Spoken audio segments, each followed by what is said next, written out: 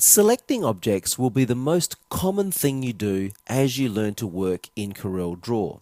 An object is either selected or deselected. You can tell an object is selected by the sizing handles that will appear around the outside and by the little nodes that, in this case, because it's text, you will see, or for example I were to select that rectangle, you can see the little nodes in the corner there. Selecting an object is fairly easy. You can click on the object to select it and click on the white of your working area to deselect the object. Now I can, as you see here, draw a marquee. Simply click my mouse and whatever is inside of that blue dotted line, we call that a marquee, when I release my mouse will be selected. Now you'll notice how my marquee runs over the top of other objects. Because the entire object is not inside, only those objects that are will be selected. And you can see them there by the little node that lets me know that all of those objects there are selected. Click on the white to deselect. Now again, I'll click, drag over the whole area, and as you can see, I've selected all of those objects. Well, that's fairly easy, and of course, clicking on any object that you want as well. But do you remember in our earlier lesson, we turned off treat all objects as fill. So this little rectangle here, when I click in the middle, absolutely nothing happens because it has no fill color. So to select that, I would either draw a marquee or I have to click on the outline. So remember that when you have no fill, click on the outline color or draw a marquee around the outside. There are ways to select multiple objects without drawing a marquee, and that's our first option here. If I select my piece of text, hold my finger on the Shift key, I can now select another object. So only the text and this blue rectangle are selected. You can see the little node. If I deselect, I'll do it again. Finger on Shift, the green one, the blue one, and the text. So that's called multiply selecting.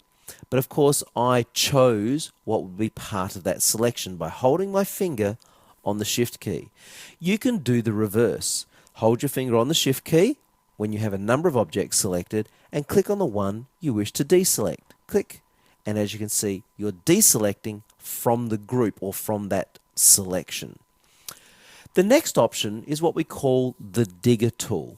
Now right now, if I go into View and Simple Wireframe, we looked at this earlier, you'll notice underneath this blue square there are two other squares.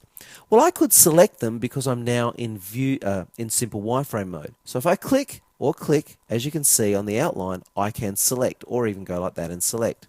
However, back here in Enhanced mode, I can't click through the blue square. However, I could draw a marquee around the outside like that and select them.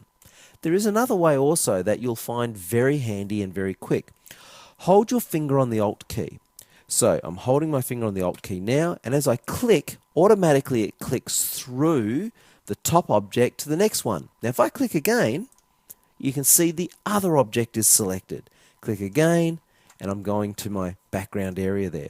So I can click on my top object, finger on Alt, click again, it selects the one underneath, click again, and the one underneath that. So it's digging, that's why we call it a digger tool, through all of the objects that are there. Well, the next one, Control A. I'll simply go Control A, and all objects on my screen will become selected. Tab is an interesting one. Click Tab.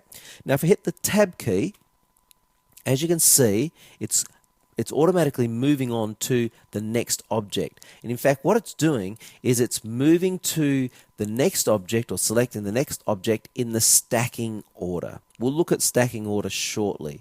But effectively, when you place an object on your working area, it is basically stacked, one on top of the other on top of the other. No object can be on the same plane if you want to look at it like that. So Tab, Tab, Tab. Finger on Shift and then hit Tab, and I can go back the other way, selecting the objects in the order with which they were placed onto my working area. Okay?